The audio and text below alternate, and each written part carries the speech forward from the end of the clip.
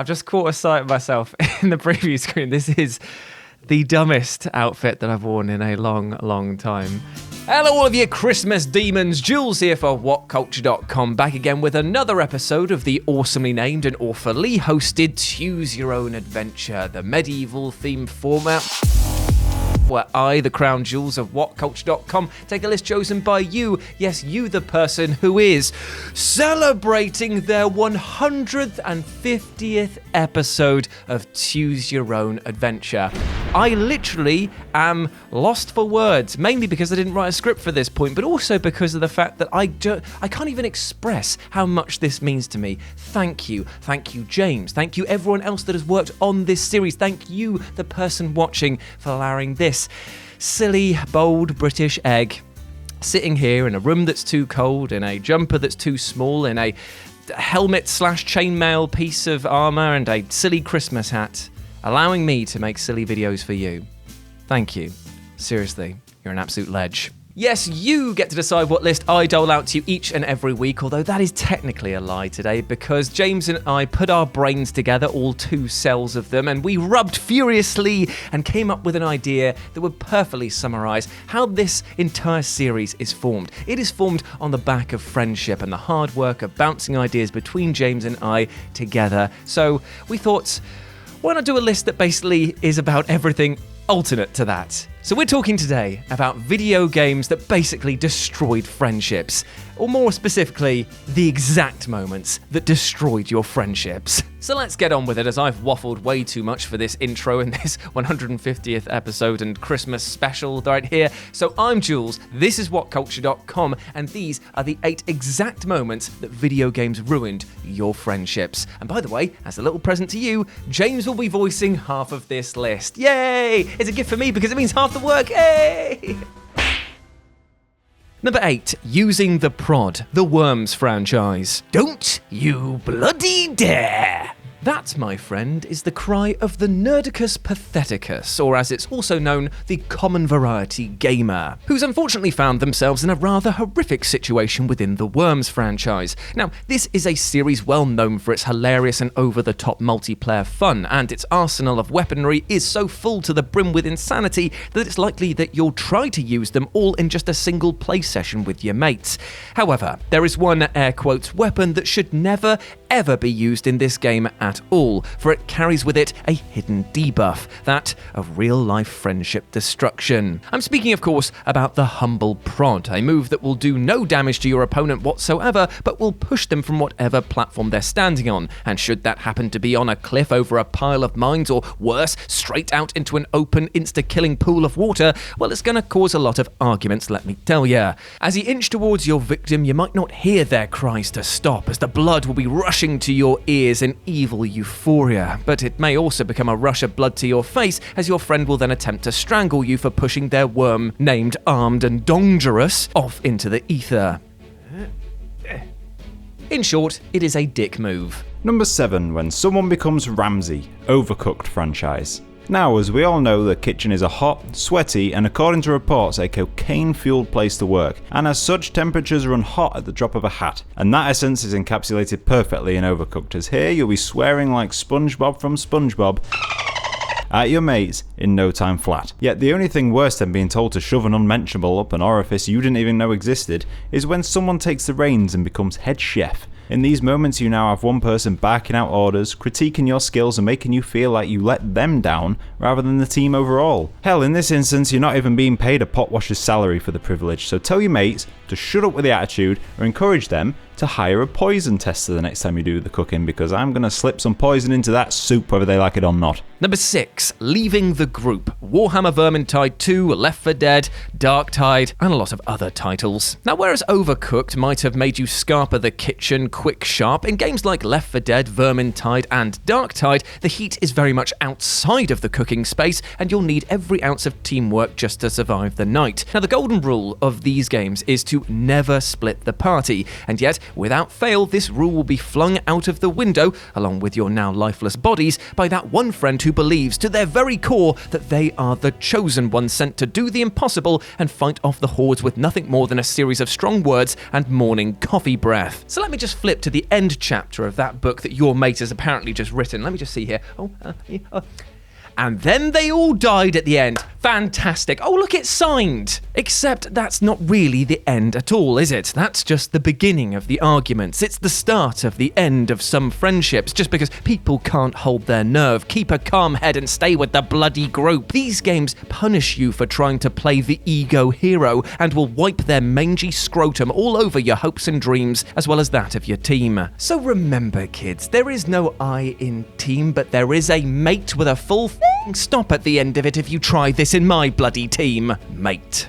Number 5, Ruining the Answers, Professor Layton series. Some of my friends, when asked, would say I'm something of a jigsaw head, and that's not just because I've got a weirdly shaped dome or a penchant for deadly traps, but because I utterly adore puzzle games. I won't say I'm the best at them, but any chance of rubbing the 2 grey cells left floating in my skull alongside full, memorised playthroughs of A Dog's Life, and that video of that old woman throwing a bottle of milk when the car horn honks, it's an opportunity I would gladly take to make my brain do some thinking. However, as has been stated many times before, knowledge is a weapon, and boy howdy can you use that to a deadly extent if you're a complete and utter rotter. For example, let's just say you've completed a particularly devious Professor Layton brain teaser and see someone else struggling along with the same puzzle. There's a feeling that comes from that situation that is akin to a king looking over a peasant toil in the fields, a sense of smug satisfaction that you've already done the hard graft and are now able to lord it over others. But the thing is, you've got to hold back, because what's the point in telling them the answer? You don't get any smarter, they don't get any smarter. It's just a waste of everybody's time. Number 4, refusing to drop the difficulty. Guitar Hero and or Rock Band. Now, there's nothing quite like the feeling of nailing a particularly difficult section in a rhythm action game. As your fingers begin to blur along the fret, time seems to dilate and you stare down that highway of notes approaching. Sweat runs down your forehead and is absorbed by your tasteful and sensually silk headband. And your heart begins to pound with every correct input. You can feel the crowd rise from their feet in unison to the holy temple of your skill, and it just feels euphoric. However, on the flip side of that coin is a very stinky alternative. You see, every single note that you miss makes you feel less like you're ascending a stairway to heaven and more like you're taking a Professor Nakayama tumble down the stairs. And it's almost like the crowd has thought that you've just taken a dump on their nan's headstone with the amount of booing that they're giving you. But what's this? It's not even contained to the game now, as now your real life mates are booing you as well, saying, "Boo! Lower the difficulty! Boo! You can't do this! Boo!" The crowd literally hates that. Now, we've all been there with that one friend who insists that they can play on expert but is smashing the drums less like Neil Peart and more like Lars on a come down, and yet will never accept this fact. And it's especially painful for groups attempting longer set lists who get hit with random spikes of difficulty that become impossible for the player in question, and has likely caused many plastic-wielding bands to go on indefinite hiatus for creative differences. Which is actually a code for us Brits, which actually just means that you've called your mate a twat and then you've poured milk in their pint.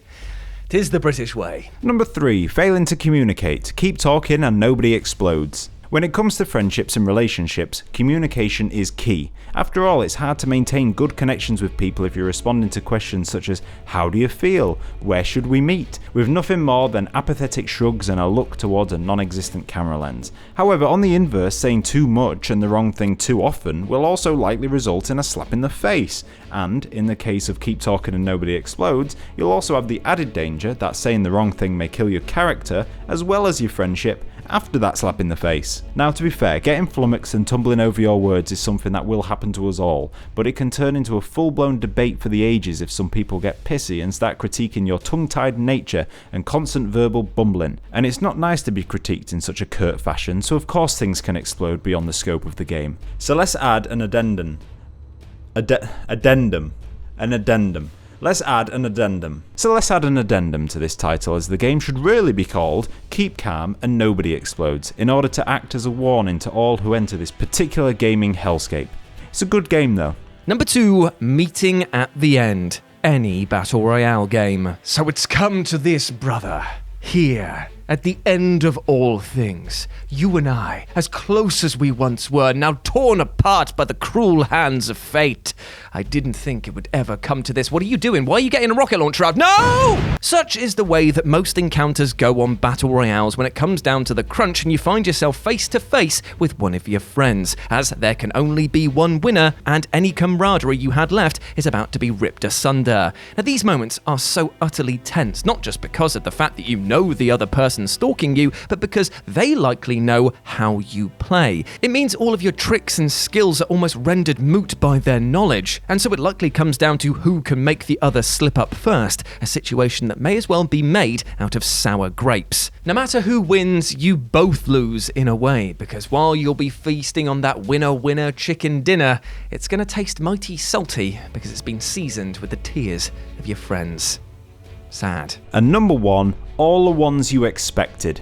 Now listen, this list was always going to run short of capturing every single example of best friend deletion, as let's face it, there are so many examples of video games allowing you to wedge a knife deep in the back of your bestie and then cackle as they fall to the floor in a heap. Betrayal, it seems, is as core an experience to the video game medium as co-op success is. Hitting your friend with a blue shell on the final corner in Mario Kart, deleting the bridge in Portal 2, or moving out when you don't do what I say. And of course, just making them rewatch your success over and over again via replays. All of these centre around one core concept. At this moment, their pain is your pleasure, and you know what? It feels bloody great. And consider this, they would likely do the exact same thing to you in an instant, because sometimes it's incredibly funny to be an utter jackass to your mates. However, just remember that loss and defeat plus a healthy dose of name calling might not be the thing that gets you invited back over for a gaming session anytime soon. So maybe dial it down just a little the next time you utterly smash your friends' hopes and dreams on Mario Party by stealing all their stars at the very last moment.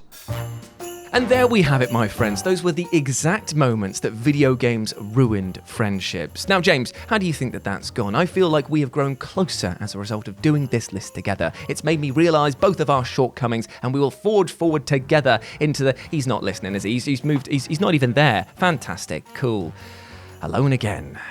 But seriously though, thank you from the bottom of my heart, not only to James, but to all of you watching as well. Seriously, 150 episodes. I did not think that we would last this long, nor would we build such a loving community that wants to see us succeed and continue. So again, I doff my multiple hats to thee, my liege. But remember, my friends, if you want to be part of the future of Choose Your Own Adventure, then you can leave your suggestions and comments down in this section below. I love reading all of them, and it warms my heart to see so many great suggestions as well. Let's go into 2023 with some great ideas and some even better content. But if you want to chat to me in the meantime, you can do so over on the social medias. I'm trying to use Twitter less at the moment. Instead, I'm going to be on Instagram, where I'm going to be doing all my Warhammer pictures and posting there. So come and say hi. It's at RetroJ, but the O is a 0, and you can follow James Dow Z right here. But before I go, I just want to end this video with a message of positivity. We spoke today about the fracturing of friendships, but you know what, my friend? You should go out there with love in your heart for not only yourself, but for your neighbour and your friends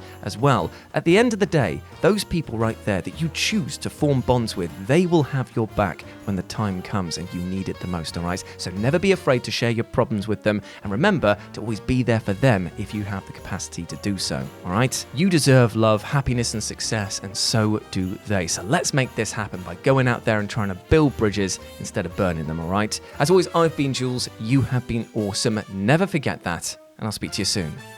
Bye. Just realised how silly I look versus the message that I'm trying to convey at the end there. But big love to you, my friends. See you in the new year. Bye.